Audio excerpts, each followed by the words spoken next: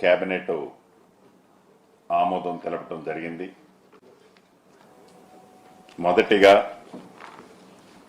ఏదైతే కేరళలో గడిచిన కొద్ది రోజుల క్రితం ఈ దేశంలో ఏనాడు జరగనంత విపత్తు వాయనాడు జిల్లాలో జరిగిందో దానికి కేబినెట్ అంతా ప్రగాఢ సానుభూతిని దిగ్భ్రాంతిని తెలియజేయటం జరిగింది. వారి కుటుంబాలు చనిపోయిన వారి కుటుంబాలకి ఆత్మ శాంతించాలని కేబినెట్ సభ్యులందరం కూడా గౌరవ ముఖ్యమంత్రి గారి సమక్షంలో సానుభూతిని ఆ కుటుంబాలకు తెలిపాం. దానితో పాటు ఏదైతే విపత్తులో ప్రాణాలు కోల్పోయిన కుటుంబాలకు, దెబ్బతిన్న కుటుంబాలకు, అనేక రంగాలుగా ఆస్తి నష్టం ఇతరత్రా ఏదైతే జరిగిందో ఆ కుటుంబాలకి ఈ రాష్ట్ర ప్రభుత్వ పక్షాన అక్కడ కావాల్సిన అవసరాలకు తగ్గట్టు అన్ని రకాలుగా, అది ఆర్థికంగా కావచ్చు, వైద్య రీత్యా కావచ్చు, విపత్తును ఎదుర్కొనే దాంట్లో మ్యాన్ పవర్ కానీ, మిషనరీ కానీ, ఇతరత్రా ఏదైతే రిక్వైర్మెంట్ ఉందో వాటన్నిటినీ ఈ రాష్ట్ర ప్రభుత్వ పక్షాన అక్కడ చీఫ్ సెక్రటరీ గారితో మిగతా ముఖ్యులతో మాట్లాడి తప్పకుండా ఈ ప్రభుత్వం నుంచి సహాయ సహకారాలు అందిస్తుంది అని మీ ద్వారా ఆ విపత్తులో చిక్కుకున్న ప్రతి ఒక్కరికి తెలియచేయటం జరుగుతుంది. ప్రధానంగా ఎన్నికల మేనిఫెస్టోలో ఏదైతే చెప్పిన దాంట్లో భాగంగా జాబ్ క్యాలెండర్ ప్రకటిస్తామని చెప్పాం. రేపు అసెంబ్లీ సాక్షిగా జాబ్ క్యాలెండర్ను ప్రకటించబోతున్నాం. ఆ వివరాలన్నీ అసెంబ్లీ సాక్షిగా యావత్ తెలంగాణ రాష్ట్రంలో ఉన్న నిరుద్యోగ తమ్ముళ్ళకి, చెల్లెమ్మలకి తెలియచేయనున్నాం. రెండవది, గడిచిన 10 సంవత్సరాలలో ఆనాటి రాష్ట్ర ప్రభుత్వం ఏదైతే పేదవాడి కష్టాల్లో పాలు పంచుకునే దాంట్లో మాటలకే పరిమితమైంది తప్ప చేతల్లో ఏమి చేసింది అనేది ప్రత్యేకంగా చెప్పనవసరం లేదు. ఈ కేబినెట్లో గతంలో ఏదైతే ఎన్నికల్లో మేము చెప్పిన దాంట్లో భాగంగా తెల్ల రేషన్ కార్డులతో పాటుగా ఆరోగ్యశ్రీ కోసం ఆరోగ్యశ్రీ కార్డులని విడివిడిగా ఇవ్వాలి అనేది ఈ రాష్ట్ర ప్రభుత్వం కేబినెట్ నిర్ణయించింది. దీనికి సబ్ కమిటీలో 3 మంత్రులతో ఒక సబ్ కమిటీ ఏర్పాటు చేయటం జరిగింది. పౌర సరఫరా శాఖ మంత్రివర్యులు ఉత్తమ్ కుమార్ రెడ్డి గారు, అదే రకంగా ఆరోగ్య శాఖ మంత్రివర్యులు దామోదర్ రాజనరసింహ గారు, రెవెన్యూ శాఖ మంత్రిగా నేను ఈ సబ్ కమిటీలో ఉంటాం. వీలైనంత తొందరలో ఈ సబ్ కమిటీ రిపోర్టు నివేదిక గవర్నమెంట్కి ఇచ్చి ఆ విధి విధానాలు ఫైనల్ చేసి తప్పకుండా అనుకున్న ప్రకారం ప్రతి పేదవాడికి, అర్హులైన ప్రతి పేదవాళ్ళకి ఈ రాష్ట్ర ప్రభుత్వం తెల్ల రేషన్ కార్డు, అదే రకంగా ఆరోగ్యశ్రీ కార్డును కూడా ఇవ్వాలని ఈరోజు గౌరవ ముఖ్యమంత్రి రేవంత్ రెడ్డి గారి సమక్షంలో జరిగిన కేబినెట్ లో నిర్ణయం తీసుకోవడం జరిగింది. అదేవిధంగా ఏదైతే గతంలో చూశాం, ఎవరెవరికో క్రీడల్లో పాల్గొన్న వాళ్ళకి ఆనాటి ప్రభుత్వం సహాయ సహకారాలు అందించిందని గొప్పలు చెప్పుకొని మాటలకే కొంతమంది విషయంలో పరిమితమైంది. కానీ ఈనాడు ఇందిరమ్మ రాజ్యంలో క్రీడాకారులు ఏషా సింగ్ గారు, అదే రకంగా నిఖత్ జరీన్, మహమ్మద్ సిరాజ్కు హైదరాబాద్లో ఒక్కొక్కరికి 600 చదరపు గజాల ఇంటి స్థలము కేటాయించేందుకు మంత్రివర్గం ఆమోదం తెలిపింది. నిఖత్ జరీన్కు, సిరాజ్కు గ్రూప్ 1 స్థాయి ఉద్యోగాలు ఇవ్వాలని నిర్ణయించడం జరిగింది కేబినెట్ లో. అదే రకంగా విధి విధానాల్లో మరణించిన ఇంటెలిజెన్సీ డీజీ రాజీవ్ రతన్ గారి కుమారుడు హరిరతన్ కు మున్సిపల్ కమిషనర్ ఉద్యోగం ఇవ్వాలని కేబినెట్ నిర్ణయించడం జరిగింది. అదేవిధంగా ఇటీవల విధి నిర్వహణలో చనిపోయిన అడిషనల్ డీజీ పి మురళీ కుమారుడికి డిప్యూటీ తహసీల్దార్ ఉద్యోగం ఇవ్వాలని కూడా కేబినెట్ లో నిర్ణయం తీసుకోవడం జరిగింది. అదే రకంగా మా సోదరుడు సహచర మంత్రివర్యులు పొన్నం ప్రభాకర్ గారు ఆనాడు ఆ ప్రభుత్వంలో ఆ గౌరవెల్లి ప్రాజెక్టు పూర్తి చేసి సుమారు 2000 ఎకరాలకు నీరియాలని చాలా పోరాటం చేశారు. 2 లక్షల ఎకరాలకు నీలియాలని పోరాటం చేశారు.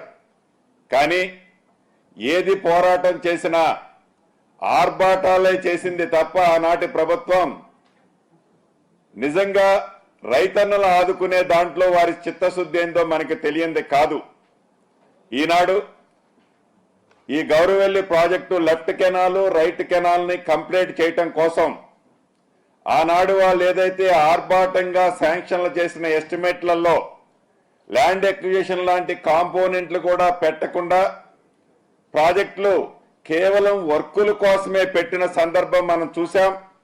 ఈనాడు ఈ ప్రభుత్వం ఆ గౌరవెల్లి ప్రాజెక్టుకు సంబంధించిన రివైజ్డ్ ఎస్టిమేటు సోదరుడు పొన్నం ప్రభాకర్ గారు పట్టుపట్టి గౌరవ ముఖ్యమంత్రి గారిని, కేబినెట్ ని ఒప్పించి 2 లక్షల ఎకరాలకి సాగులో తీసుకొచ్చి ఈ ప్రాజెక్టుకి సంబంధించిన రివైజ్డ్ ఎస్టిమేట్ ని ఈ కేబినెట్ లో ఆమోదించడం జరిగింది.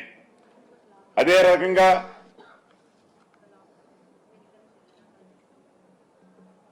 ఇటీవల గవర్నర్ గారు ఏదైతే 2 ఎమ్మెల్సీలకు సంబంధించినది ఫైలు తిరిగి ప్రభుత్వానికి వెనక్కి పంపడం జరిగింది. మళ్ళీ ఈ కేబినెట్ లో పెద్దలు కోదండరామ్ గారిని, అదే రకంగా అమీర్ అలీ ఖాని గారిని, ఇద్దరు పేర్లని రికమెండ్ చేస్తూ ఎమ్మెల్సీలుగా మళ్ళీ గవర్నర్ గారికి ఫైలు రికమెండ్ చేసి పంపటం జరిగింది ఈ కేబినెట్ లో. ఎందుకంటే మీకు తెలియంది కాదు, కోదండరామ్ గారు ఆనాడు తెలంగాణ రాష్ట్ర సాధన కోసం, తెలంగాణ ప్రజల మనోభావాల కోసం ఏ రకంగా ఉద్యమాన్ని ఉవ్వెత్తున తీసుకెళ్లిన ఆ మహానుభావుడికి ఆనాటి ప్రభుత్వం ఎంత గౌరవం ఇచ్చిందో మనకు తెలియంది కాదు. ఈ ప్రభుత్వంలో కోదండరామ్ గారికి తప్పకుండా ఒక సముచిత స్థానం ఇవ్వాలని మళ్లీ తిరిగి వారిని, అమీర్ అలీ ఖాన్ గారిని కూడా సభ్యులుగా రికమెండ్ చేస్తూ కేబినెట్ ఈరోజు మళ్లీ గవర్నర్ గారికి రికమెండ్ చేయడం జరిగింది. ఇంకొక ఇంపార్టెంట్ విషయం ఏదంటే ఆనాటి ప్రభుత్వం రైతుల పక్షపాతమేమో, రైతులని అన్ని రంగాల్లో ఆదుకుంటామని చెప్పిన ఆనాటి ప్రభుత్వం నిజాం షుగర్స్ని ఏ రకంగా విస్మరించిందో మనకు తెలియంది కాదు.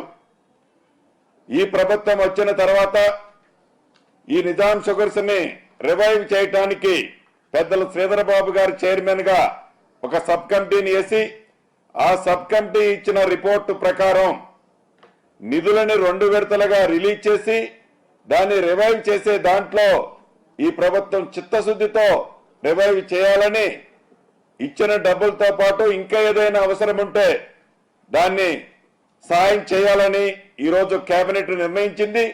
దీంతో పాటు ఏదైతే అక్కడ ఇథనాల్, అదే రకంగా విద్యుత్ ఉత్పత్తికి సంబంధించిన అంశాలను కూడా మళ్ళొకసారి సబ్ కమిటీ క్షుణ్ణంగా పరిశీలిస్తే నిధులు ఎంత అవసరమైనా రైతులను ఆదుకునే దాంట్లో, నిజాం షుగర్ ఫ్యాక్టరీని తిరిగి ఓపెన్ చేసే దాంట్లో ఈ ప్రభుత్వం చిత్తశుద్ధితో ఉంది అనేది ఈ రోజు ఈ కేబినెట్ చాలా స్పష్టంగా నిర్ణయం తీసుకోవడం జరిగింది. ఇకపోతే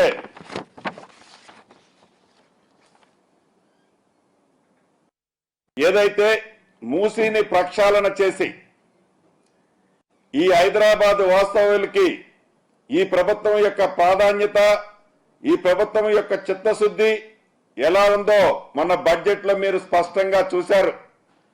కని విని ఎరగని రీతిలో 10,000 కోట్ల రూపాయలని ఈ ప్రభుత్వం హైదరాబాద్ అభివృద్ధి కోసం కేటాయించాం.